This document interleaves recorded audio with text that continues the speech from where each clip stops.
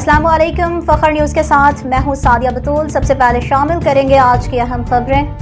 چکوال سے محمد خان کی رپورٹ۔ ماشاءاللہ، چکوال کی شان حنان ملک پاکستان ملٹری اکیڈمی سے PMA سے اعزازی تلوار حاصل کی۔ الحمدللہ، حنان ملک ولد کرنل ملک اسلم اور نواسہ ریٹائرڈ کیپٹن جمال الدین گاؤں کوٹ شمس تحصیل لاوا نے پاکستان ملٹری اکیڈمی سے سوارڈ آف آنر حاصل کر کے نہ صرف تحصیل تلگنگ گاؤں تھوہا محرم خان بلکہ پورے ضلع چکوال کا نام فخر سے بلند کر دیا۔